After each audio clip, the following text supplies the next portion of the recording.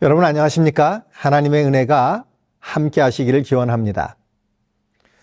오늘 이 시간은 사사기 7장 16절의 말씀으로 시작하려고 합니다. 300명을 세 대로 나누어 각 손에 나팔과 빈 항아리를 들리고 항아리 안에는 횃불을 감추게 하고. 여러분, 우리는 이 싸움에 처음 나섰던 32,000명 가운데 대다수를 돌려보내고 이제 300명만 남은 이야기를 기억합니다.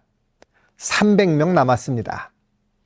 우리가 잘 아는 기드온과 300명의 용사가 이렇게 탄생하게 됐죠. 하나님이 이렇게 적은 숫자만을 남겨놓으신 이유를 우리는 이야기했습니다.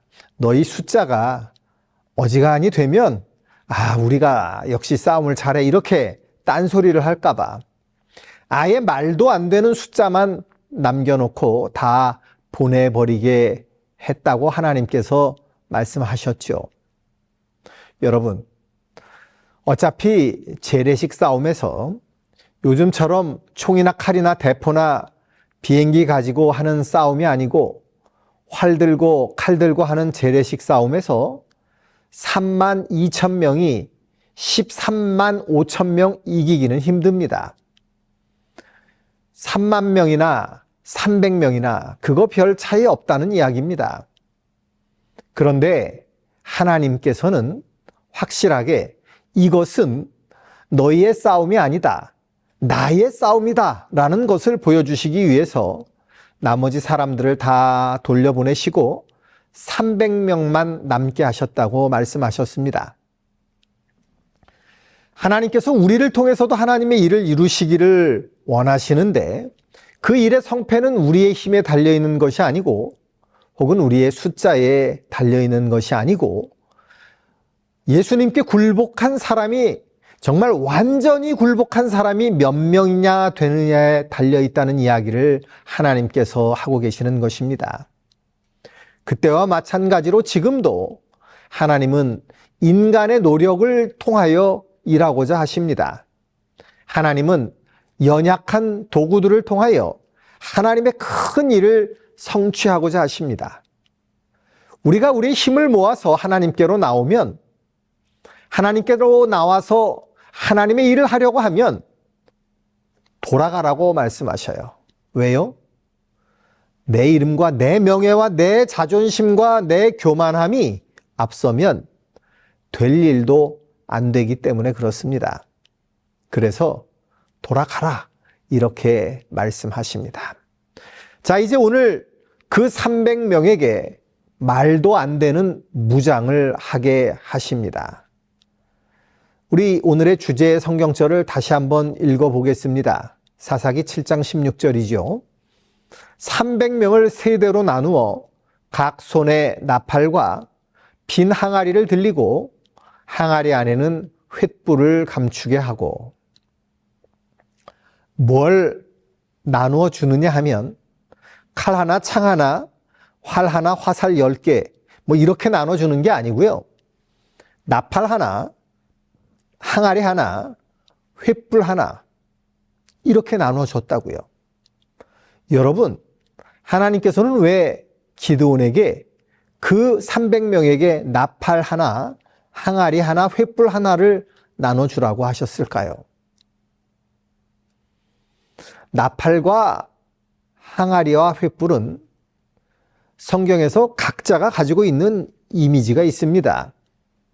성경은 맥락 없이 어떤 이야기를 하지 않죠.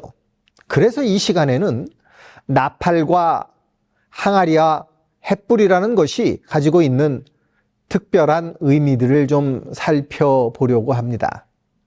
먼저 횃불입니다. 성경에서 불이라고 하면 어떤 이미지가 있을까요? 불은 도대체 뭘 상징하고 나타낼까요? 불은 하나님, 특별히 아버지 하나님이 등장하실 때 혹은 성령 하나님께서 사람에게 등장하실 때의 모습입니다. 여러분, 성경에 그런 예가 많이 나올까요? 자, 모세가 광야에서 그 장인의 양떼들을 몰고 미디안 광야로 가지요. 그리고 거기서 다니다가 어느 날 보니까 한 나무에 불이 붙은 것을 보게 됩니다. 출애굽기 3장 2절 이야기죠. 여호와의 사자가 떨기나무 가운데로 나오는 불꽃 안에서 그에게 나타나시니라. 그가 보니 떨기나무에 불이 붙었으나 그 떨기나무가 사라지지 아니하는지라. 모세가 보니까 그 불이 붙은 나무가 타서 없어지지 않아요. 신기해서 그 앞으로 다가가지요. 그런데 모세는 그날 그곳에서 불 가운데에 말씀하시는 하나님의 음성을 듣습니다. 하나님께서 그 불 가운데에서 모세에게 말씀하시는 이야기 우리가 잘 알죠. 출애굽기 3장 5절에 보면 하나님이 말씀하십니다. 이리로 가까이 오지 말라. 네가 선 곳은 거룩한 땅이니 네 발에서 신을 벗어라. 이어지는 내용들은 모세에게 이렇게 말씀하시는 것이죠. 네가 가서 내 백성 이스라엘을 구원해라. 특별한 명령을 주십니다. 그런데 사실은 이때보다 훨씬 더 먼저 아브라함에게도 하나님이 나타나십니다. 그런데 아브라함에게 나타날 때에 어떤 모습으로 나타나셨을까요? 창세기 15장 17절입니다. 해가 져서 어두울 때에 연기 나는 화로가 보이며 타는 횃불이 쪼갠 고기 사이로 지나더라. 여러분, 이게 뭔 소리냐 하면 하나님께서 아브라함과 약속을 하시는데 아브라함에게 소와 양과 여러 재물들을 잡으라고 말씀하십니다. 그리고 그것을 반으로 쪼개지요. 왜 이런 일을 하느냐 하면 당시에 사람들이 어떤 계약을 할 때 바로 이런 방법을 사용했습니다. 소나 양을 잡아서 반으로 딱 쪼갭니다. 그리고 이것들을 이렇게 벌려 놓는 것이죠. 벌려 놓은 다음에 계약 당사자 2명이 손을 잡고 그 사이를 지나갑니다. 그리고 지나간 다음에 이렇게 말하는 것이죠. 이 계약을 깨뜨리는 사람은 저것들 같이 될 것이다. 여러분, 계약치고는 어마어마하죠? 예, 이 약속을 깨뜨리면 저것들처럼 반으로 쪼개질 거다. 이런 이야기입니다. 하나님께서는 사람들이 약속할 때 하는 이 방법을 아셨기 때문에 아브라함에게 너 이것들을 다 쪼개놔라. 그것들을 쪼개 놓으니 그 사이로 지나가시는 겁니다. 쪼갠 고기 사이로 불이 지나가는데 그 불은 바로 하나님의 현현이었습니다. 하나님이 말씀하십니다. 이 약속은 내가 이룰 것이다. 너를 통하여 큰 민족을 이룰 것이다. 이렇게 약속하시는 것을 우리는 성경에서 보게 됩니다. 뭐 이뿐만이 아니죠. 이스라엘 백성이 광야를 지나갈 때에 그들이 지나가는 길에 불기둥이 섭니다. 민수기 14장 14절 보면 이 땅 거주민에게 전하리이다. 주 여호와께서 이 백성 중에 계심을 그들도 들었으니 곧 주 여호와께서 대면하여 보이시며 주의 구름이 그들 위에 섰으며 주께서 낮에는 구름 기둥 가운데에서 밤에는 불 기둥 가운데에서 그들 앞에 행하시는 것이니이다. 여러분, 이 불기둥은 바로 하나님의 임재의 표현이었던 것을 성경은 우리들에게 말해주고 있습니다. 그래서 여러분, 하나님의 모습이 불로 나타나는 것은 절대 이상한 표현이 아닙니다. 그러므로 불이라고 할 때 이스라엘 백성들은 이미 알고 있었어요. 이 불의 모습은 바로 하나님을 상징한다는 것을요. 그러니까 여러분, 우리가 이 기드온의 이야기를 읽을 때 횃불 하면 그렇지, 밤이니까 불을 들어야지, 이거 랜턴이구나, 라이트구나, 이렇게 생각하시면 안 됩니다. 물론 그 역할도 하지요. 그런데 그 역할을 하지만 그들은 이미 무슨 생각을 가지고 있었느냐 하면 불이라고 하는 것은 하나님의 나타나심의 상징이다 라는 것을 알고 있었다는 것입니다. 두 번째는 나팔입니다. 여러분, 나팔은 무엇의 상징일까요? 성경은 나팔이 상징하는 것을 우리에게 이렇게 이야기해 줍니다. 마태복음 24장 31절입니다. 그가 큰 나팔 소리와 함께 천사들을 보내리니 그들이 그의 택하신 자들을 하늘 이 끝에서 저 끝까지 사방에서 모으리라. 그들이 그의 택하신 자들을 끌어모을 때 천사들이 나가서 나팔을 붑니다. 성경에는요, 나팔 소리와 함께 천사들을 보내시는 이야기들이 여러 곳에 나옵니다. 계시록 8장 6절에 보면 이렇게 말씀하고 있습니다. 7 나팔을 가진 7 천사가 나팔 불기를 준비하더라. 요한계시록에 보면 7 천사가 나타나는데 그 7 천사들이 다 나팔을 가지고 있습니다. 천사들이 나팔을 가지고 외치는 것이죠. 그리고 우리는 또한 세 천사의 기별, 그 마지막 시대를 향하여 외치는 소리를 듣게 됩니다. 그리고 그것을 우리는 마지막 때의 나팔 소리라고 이야기를 하죠. 천사들은 나팔을 붑니다. 왜 나팔을 천사들의 이미지로 활용할까요? 천사들은요, 하나님의 말씀을 백성들에게 전하는 존재들입니다. 하나님의 뜻을 외치는 존재들이죠. 그렇기 때문에 멀리서 외치기 위해 사용했던 것, 무엇인가를 알리기 위해 사용했던 것, 바로 그 의미를 전달하기 위해서 사용했던 그 나팔, 그것이 바로 천사들의 이미지라고 할 수 있습니다. 자, 여러분, 이제 뭐가 남았을까요? 항아리가 남았습니다. 항아리는 무엇의 상징이죠? 성경에서 항아리는 한 가지의 상징으로 나타납니다. 고린도후서 4장 7절을 함께 보겠습니다. 여기에 보면 우리가 이 보배를, 이 보배는 뭐냐면 복음과 하나님의 말씀이죠. 그 보배를 질그릇에 가졌으니, 하나님의 말씀을 질그릇에 담아 가지고 있다고 말합니다. 여러분, 이게 무슨 얘기죠? 이 성경책을 질그릇에 담아 놓는다는 이야기는 당연히 아니겠죠. 그 밑에 답이 나옵니다. 이는 심히 큰 능력은 하나님께 있고 우리 즉 사람에게 있지 아니함을 알게 하려 함이라. 여러분, 질그릇은 누구예요? 우리입니다. 하나님의 말씀과 하나님의 능력을 담고 있는 질그릇은 바로 우리들을 묘사하고 있습니다. 디모데후서 2장 20절, 21절에는 또 이렇게 말합니다. 큰 집에는 금그릇도 있고 은그릇도 있고 나무그릇도 있고 질그릇도 있다고요. 이렇게 말하면서 누구든지 귀히 쓰이는 그릇이 되어야 한다고 말합니다. 여러분, 이 그릇이 뭘까요? 사람이죠. 사람을 그릇으로 표현하는 것은 여러 문화권에서 동일하게 발견되집니다. 우리나라에서도 사람을 그릇이라고 얘기합니다. 여러분, 이런 얘기 들어보셨습니까? 아이고, 저 인간은 그릇이 간장종지만 하네. 아이고, 저 사람은 역시 그릇이 커. 이런 말씀 들어보신 적 있으시죠? 냉면 그릇 이만한 걸로 밥을 먹는다는 이야기가 아닙니다.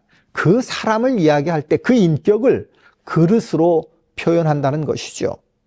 그런데 말이죠. 여러분, 사람과 질그릇은 재료가 같습니다. 여러분, 무슨 말인지 이해하시죠? 이 질그릇의 재료가 뭘까요? 당연히 흙입니다. 하나님께서 사람을 만드실 때 무엇으로 만드셨죠? 흙으로 만드셨습니다. 그러고 보면 사람과 그릇이 재료가, 원재료가 똑같다는 이야기입니다. 맞습니다. 사람이 죽으면 뭐가 되죠? 흙으로 돌아갑니다. 그 흙으로 뭘 만들어요? 그릇을 만들 수 있습니다. 왜요? 재료가 똑같기 때문입니다. 창세기 2장에는 하나님이 흙으로 사람을 만드시고 그 코에 생기를 불어 넣어 주시니까 살아서 움직이는 존재가 됐다고 말씀하고 있습니다. 그러니까 사람과 그릇은 재료가 똑같아요. 그래서 이사야 64장은 이렇게 말합니다. 8절입니다. 그러나 여호와여, 이제 주는 우리 아버지시니이다. 우리는 진흙이요 주는 토기장이시니 우리는 다 주의 손으로 지으신 것이니이다. 뭐라고요? 우리는 진흙이고 우리 주님은 토기장이시라고요. 그래서 우리가 다 주의 손으로 만드신 존재라고요. 그러니까 이 진흙으로 만든 토기 항아리는 무엇을 상징하느냐 하면 바로 사람입니다. 사람을 상징한다는 것을 성경으로 우리는 확인할 수 있습니다. 여러분, 이 기드온의 병사들이 세 가지를 받았습니다. 하나는 횃불, 하나는 나팔, 그리고 하나는 진흙 항아리. 그런데 손이 두 개예요. 손이 두 개잖아요. 세 개를 어떻게 들고 갑니까? 그렇죠. 손이 두 개인데 세 개를 들고 갈 수가 없으니 횃불에다가 항아리를 씌웁니다. 불을 붙여가지고 갔는지 안 붙여갖고 갔는지는 성경에 나오지 않지만 어쨌든 한 손에는 횃불, 그리고 횃불을 감춘 항아리를 들었습니다. 그리고 다른 한 손에는 나팔을 들었습니다. 여러분, 지금 이 전투를 묘사하고 있는 것은 뭐냐면 조금이라도 승리할 수 있는 여지가 있느냐 이런 말입니다. 조금이라도 승리할 수 있는 요소를 가지고 있습니까? 저쪽은 13만 명이 넘고 우리는 300명이지만 우리는 핵폭탄을 가지고 있다. 그러면 이길 수도 있죠. 그러면 이길 수도 있어요. 그런데 나팔, 항아리, 횃불, 이길 수 있는 요소가 하나도 없다는 것입니다. 그러니까 전쟁에 쓸모없는 것만 들고 갔다는 이야기죠. 전혀 쓸모없는 것만 골랐습니다. 하나님이 왜 그러셨을까요? 이 싸움의 주인공은 너희가 아니라고 말씀하시는 것이죠. 이 싸움은 누가 싸우는 거냐 하면 내가 싸우는 거야. 그러니까 너희는 구경만 해도 돼. 이렇게 말씀하고 계시는 것입니다. 여러분, 우리에게 영적인 싸움들이 있는데 이 싸움에 나갈 때 하나님께서 우리에게 조금이라도 사탄을 이길 만한 능력을 우리에게 요구하신다면 우리는 아무것도 없어요. 사실은 사탄을 이길 만한 게 없어요. 지혜가 있습니까? 여러분, 사탄보다 우리가 더 똑똑할까요? 사탄보다 인내력이 더 강할까요? 사탄보다 더 오래 살았을까요? 사탄보다 우리가 힘이 더 셀까요? 아니요. 능력이 하나도 없다는 겁니다. 그런데 능력이 하나도 없지만 이 싸움은 내 싸움이다. 내 싸움. 그러니까 너희는 염려하지 말라고 하나님께서 말씀하십니다.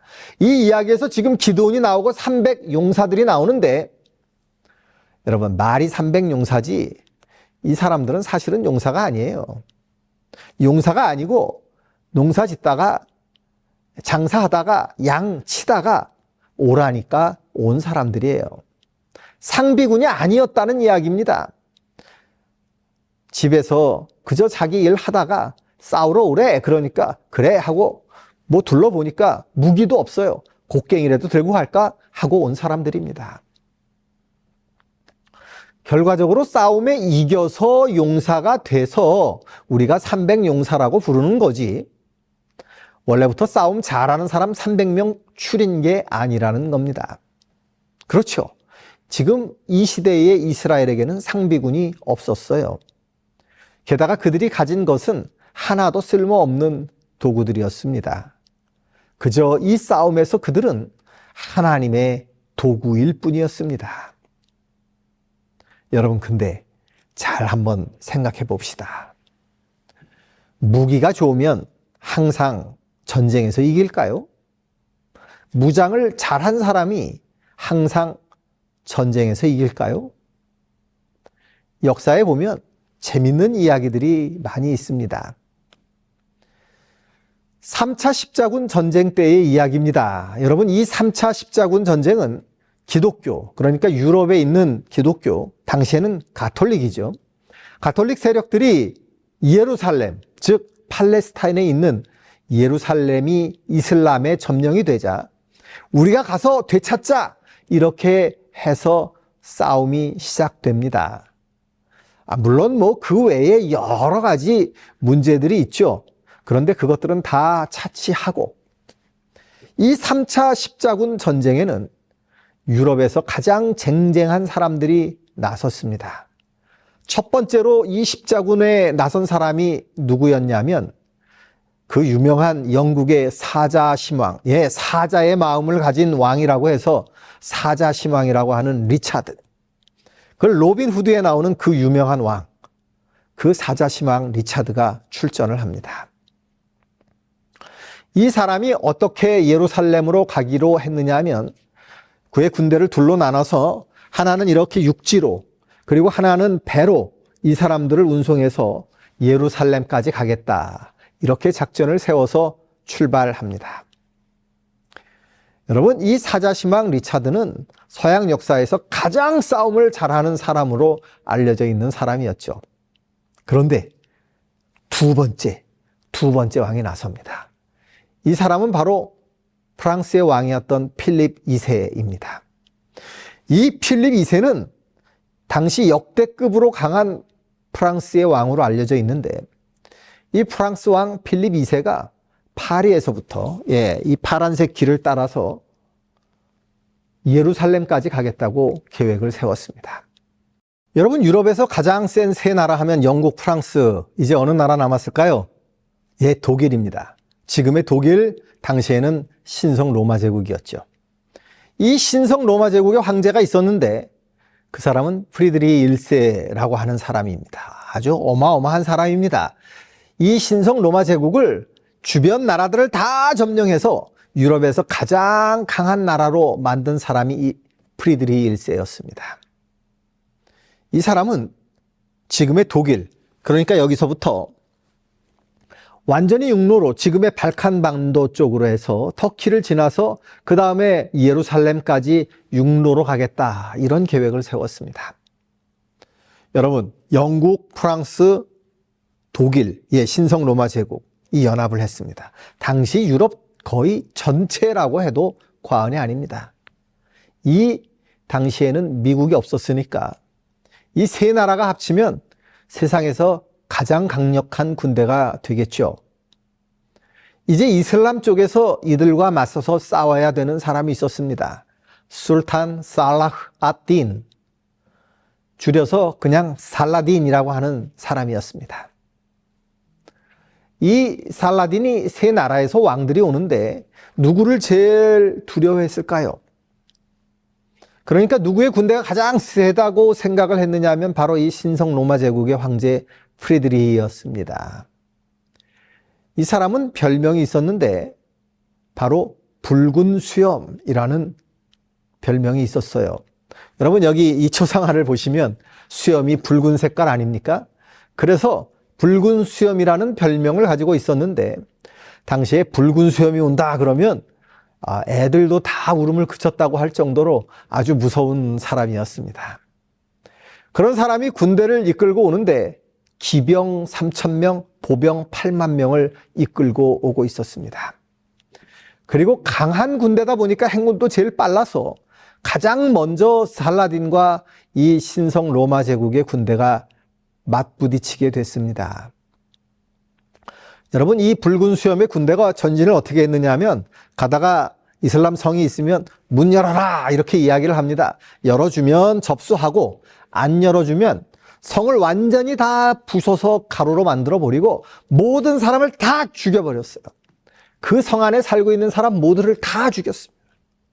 이렇게 착착 전진을 해 내려가는데 지금의 터키 땅까지 쉽게 내려갑니다. 여러분, 이 살라딘과 프리드리히의 맞대결이 이제 일어나기 직전이었습니다. 프리드리히는 얼마나 자신감이 있었는지 살라딘에게 또 편지를 보냅니다. 야, 너도 항복해. 그런데 이슬람을 대표하는 살라딘이 그걸 보고 그리 쉽게 항복을 하지는 않았습니다.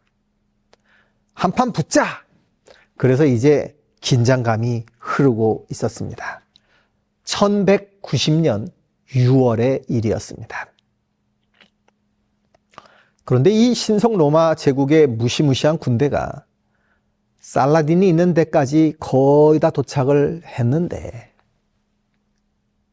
갑자기 황제가 죽어요. 여러분, 전쟁도 하기 전인데 황제가 왜 갑자기 죽었을까요?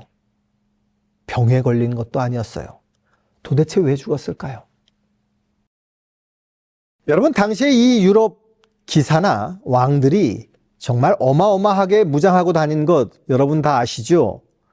옷을 이렇게 입고 다녔습니다. 이 황제도요, 머리끝에서부터 발끝까지 쇠로 만든 옷을 입고 긴 쇠로 만든 창을 들고 말을 타고 가는데 지금의 터키의 코냐라고 하는 지방에 도착합니다. 이제 강 하나만 건너가면 바로 살라딘이 있는 성이 얼마 멀지 않은데 그 강이라는 것이 얼마나 깊었냐면 여러분, 이 무릎에서 조금 더 올라왔다 그래요. 예, 무릎에서 조금 더 올라왔어요. 그 정도면 그냥 건너갈 수 있지 않겠습니까? 군대가 척후병을 보냈습니다. 그래서 여러 척후병들이 그 강을 건너봤어요. 그랬더니 제일 깊은 곳도 이 무릎에서 조금 더 올라오는 정도밖에 안 되는 겁니다. 그러니 주력 부대인 기병, 당연히 황제도 말을 탔을 테니까요. 그 말을 탄 군대가 그거 못 건너가겠습니까? 보병들도 당연히 그냥 건너갈 수 있는 정도의 깊이였습니다. 황제가 그 보고를 받고 이렇게 명령합니다. 야, 그냥 건너가자. 그리고서 그 강을 건너가는데 중간쯤 왔는데 황제가 탄 말이 무엇인가에 깜짝 놀랐습니다. 그래서 앞발을 들고 뜁니다. 그런데 그때 황제가 말에서 떨어져 버려요. 여러분, 저 쇠로 만든 옷을 입고 물에 철퍼덕 떨어져 버렸습니다. 무장을 확실하게 했거든요. 여러분, 저 옷의 단점이 뭔지 아십니까? 너무 무거워서요, 혼자서 일어나지 못한다는 것입니다. 그래서 평소에도요, 그 옷을 입으려면 여러 사람들이 그 옷을 입혀줘야 되는 거예요. 넘어지면 절대 혼자 못 일어납니다. 황제가 물에 빠지자마자 당황한 부관들이 말에서 뛰어내려서 달려가서 황제를 물에서 일으킵니다. 한 3분 걸렸습니다. 왜 3분이나 걸렸냐고요? 부관들도 무장을 하고 있으니까요. 한 3분 걸렸는데 그 3분 동안 익사했습니다. 왜냐하면 옷이 다 쇠니까, 머리끝부터 발끝까지 다 쇠니까 그걸 일으키지를 못한 겁니다. 무릎 깊이밖에 안 되는 물에 빠져서 황제가 죽고 만 것입니다. 여러분, 이 전쟁이 어떻게 됐을까요? 황제가 죽었다는 소식이 들려오자마자 이 신성 로마 제국의 군대는 아무도 예루살렘으로 갈 마음을 먹지 않고 다 도망가 버렸습니다. 그리고 이 신성 로마 제국의 군대와 가장 강력한 군대와 이슬람 군대의 전쟁은 한 번도 붙어보지도 못하고 이슬람의 승리로 끝나버리고 말았습니다. 여러분, 무장을 머리끝부터 발끝까지 했다고 꼭 유리한 건 아닙니다. 문제는 정말 그 전쟁에서 사용할 수 있는 힘이 누구에게 있느냐 하는 것이죠. 그 전쟁에서 써먹을 수 있는 무기가 그 사람 손에 있느냐 하는 것이 훨씬 더 중요한 것입니다. 과도하게 무장을 해도 오히려 운신의 폭을 줄일 수 있다는 이야기죠. 여러분, 우리의 무기는 뭘까요? 고린도후서 10장 4절에 보면 이렇게 말합니다. 우리의 싸우는 무기는 육신에 속한 것이 아니요 오직 어떠한 견고한 짐도 무너뜨리는 하나님의 능력이라. 이렇게 말합니다. 어떤 견고한 짐도 무너뜨리는 하나님의 능력이라. 여러분, 이 능력이라는 말이 바울이 쓴 그 헬라어에는 뭐라고 되어 있느냐 하면 두나미스라고 되어 있는데, 그 두나미스라는 말에서 현재 영어에 다이너마이트라는 말이 나옵니다. 여러분, 다이너마이트가 얼마나 강력한지 아시죠? 그러니까 이렇게 이야기할 수 있어요. 여기에 어떤 짐도 무너뜨리는 하나님의 능력이 있는데, 즉 다이너마이트 같은 강력한 힘을 가지고 있다는 것입니다. 우리 앞에 큰 성이 있어도 그 아래에다가 다이너마이트를 갖다 놓고 불을 붙여 보십시오. 어떻게 되나? 다 무너진다는 것이죠. 그러면 우리가 나가서 싸울 때 우리의 무기는 무엇이냐? 그것은 우리의 힘과 우리의 능력과 우리의 지혜가 아니라, 우리가 스스로를 무장한 것이 아니라 하나님이 우리에게 주시는 다이너마이트 같은 것이라는 것을 기억해야 합니다. 하늘이라는 책에 보면 이런 말이 있습니다. 우리는 인간을 신뢰하거나 육체로 우리의 무기를 삼아서는 안 된다. 우리의 신뢰는 생명이 흐르는 따뜻한 손과 소망 없는 자들을 위한 사랑으로 박동하는 하나님의 마음에 있어야 한다. 엘렌 화이트 여사는 하나님의 마음, 그 하나님의 마음에 우리의 마음이 있어야 한다고 말합니다. 여러분, 이 귀한 마음이 우리의 마음에 자리 잡게 되기를 간절히 바랍니다. 이제 준비가 끝났습니다. 사람이 보기에는 택도 없는 준비지만 하나님께서는 역사하실 준비가 다 끝났습니다. 그리고 하나님께서 기드온에게 이제 너의 병사들 기다려라, 이렇게 말씀하십니다. 그리고 시간이 됩니다. 하나님이 그들에게 신호하시자 그들이 했던 첫 번째 일은 바로 그들의 손에 있던 진흙 항아리를 부수는 것이었습니다. 진흙 항아리를 부쉈더니 그 안에 있던 횃불의 빛이 퍼져 나옵니다. 여러분, 이 원리를 기억하시기를 바랍니다. 진흙 항아리는 뭐라고요? 누구라고요? 사람입니다. 그리고 그 진흙 항아리가 부서지니까 빛이 나옵니다. 빛은 누구라고요? 하나님이라고요. 여러분, 영적인 싸움에서 우리가 깨지면 누가 나와요? 하나님이 나오시는 것입니다. 내가 깨지지 않으면 항아리만 보여요. 아니죠. 암흑 속에서 아무것도 보이지 않죠. 그러나 우리가 깨지면, 내가 깨지면 횃불과 같은 하나님의 능력이 세상을 비추는 것입니다. 여러분, 그래서 우리는요, 깨져야 되는 존재입니다. 우리의 자만심을 깨뜨리고 우리의 고집을 깨뜨리고 생각을 깨뜨릴 때 우리는 하나님의 빛을 세상에 비출 수가 있습니다. 증언보감에 있는 말씀입니다. 그대가 자아를 위하여 생활하는 동안은 하나님의 뜻을 알지 못하고 알 수도 없다. 그대는 그대의 선한 의도와 결심에 의존하며 그대의 생애의 중요한 줄거리는 마음먹은 결심과 허물어진 결심으로 구성된다. 그대에게 필요한 모든 것은 자아에 대하여 죽고 자아에 의존하는 일을 그치고 하나님께 굴복하는 것이다. 우리에게 필요한 것은 자아에 대하여 죽고, 항아리가 깨져야 된다는 것이죠. 자아에 의존하는 일을 그치고 하나님께 굴복하는 것. 그것이 하나님의 빛이 퍼져 나올 수 있는 유일한 방법입니다. 여러분, 우리가 할 수 있는 일은 없습니다. 하나님께 우리를 온전히 맡기는 것 외에는 없다는 것을 기억해야 합니다. 우리는 기드온의 삶이 자기 자신을 깨뜨리는 삶이었음을 보게 됩니다. 자기 자신을 깨뜨릴 때 하나님께서 드러나셨다는 것을 알게 되는 것이죠. 이사야서에 있는 말씀입니다. 질그릇 조각 중 한 조각 같은 자가 자기를 지으신 자로 더불어 다툴진대 화 있을진저 지늘기 토기장이를 대하여 너는 무엇을 만드느뇨 할 수 있겠으며 너의 만든 것이 너를 가리켜 그는 손이 없다 할 수 있겠느뇨. 우리가 하나님 앞에 나서서 나의 의지와 하나님의 의지가 다투는 그런 일을 해서는 안 됩니다. 하나님의 뜻이 무엇인지, 하나님의 빛이 어디에 있는지를 살피는 주님의 백성들이 되시기를 간절히 바랍니다. 질그릇이 깨졌습니다. 그리고 하나님의 빛이 드러났습니다. 우리는 이 모본을 바라보면서 우리의 자아가, 나 자신이 하나님 앞에 나올 때마다 깨지는 경험을 해야 하지 않겠습니까? 사랑하는 성도 여러분, 예수 그리스도께서 우리의 구원자가 되신 분명한 이유는 무엇이냐면 십자가에서 자기 자신을 깨뜨리셨기 때문입니다.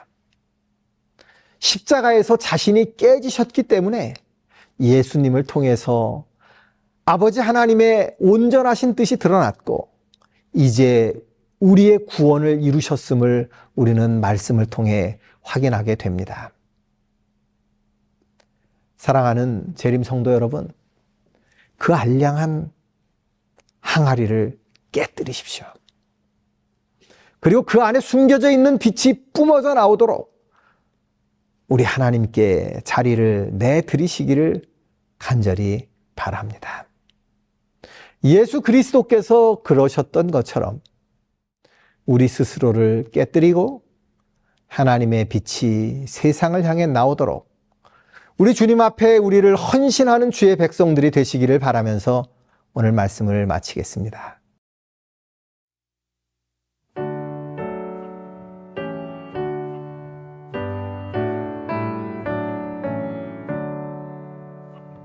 오직 주만 높임을 받으시고 오직 주만 내 앞에 계시고 오직 주만 내 모든 행동 속에 오직 주만 내 모든 생각에 오직 주만 내 슬픔 달래시며 오직 주만 내 눈물 씻으리 오직 주만 내 짐을 져주시며 오직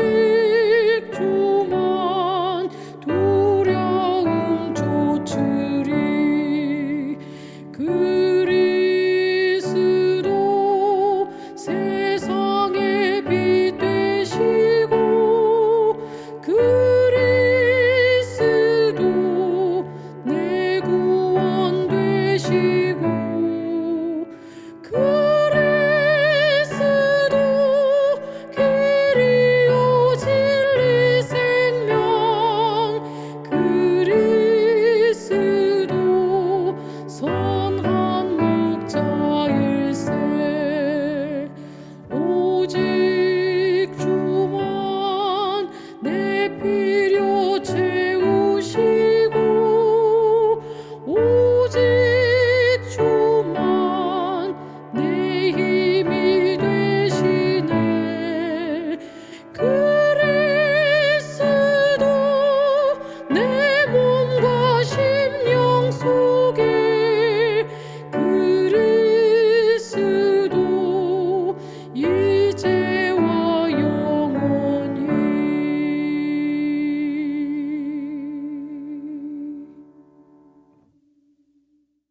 하늘에 계신 아버지, 우리 가운데 하나님의 빛을 두시니 감사합니다.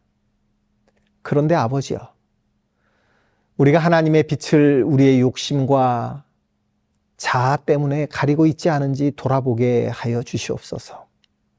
우리가 늘 주님의 빛을 비추는 일에 우리의 우선순위를 두게 하여 주시옵소서. 이제 우리를 깨뜨리시고 주의 영광을 드러내시옵소서. 예수님의 이름으로 기도합니다. 아멘.